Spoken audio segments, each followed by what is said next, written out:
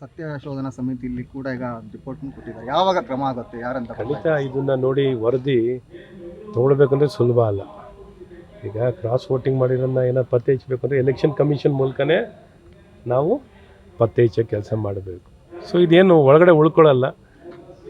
ಯಾರು ಮಾಡಿಸ್ತಾರೋ ಅವರೇ ಹೇಳೋಕ್ಕೆ ಬಾಯಿ ಮಾತಲ್ಲಿ ಎಲ್ಲ ಆಚೆ ಬಂದೇ ಬರುತ್ತೆ. ಬರೋಂಥ ಕಾಲ ಕಾಯೋಣ.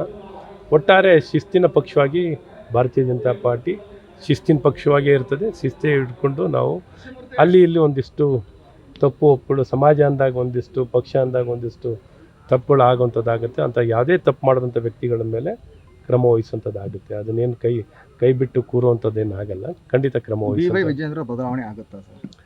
ಈಗ ಅಧ್ಯಕ್ಷರಿದ್ದಾರೆ, ಅದ್ರ ಬಿಟ್ಟು ಬೇರೆ ಇನ್ನೇನು ಮಾತಾಡೋಕ್ಕಾಗಲ್ಲ.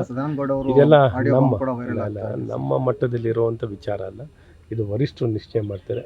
ಹಾಗಾಗಿ ಇದ್ರ ಬಗ್ಗೆ ನಾನು ಹೆಚ್ಚು ಷಡ್ಯಂತ್ರ ನಡೀತಾ ಇದೆ ಅಂತ ಅನಿಸ್ತಾ ಇಲ್ವಾ ಸರ್? ಇದ್ರ ಬಗ್ಗೆ ಹೆಚ್ಚು ಇನ್ನೆಲ್ಲಿ ಮಾತಾಡೋಕ್ಕಾಗುತ್ತೆ. ನಾನು ಶಿಸ್ತಿಲ್ದೇನಂಗೆ ಆಗ್ತದೆ ನಾನು ಮಾತಾಡ್ತಾ ಇದ್ರೆ. Thank you sir.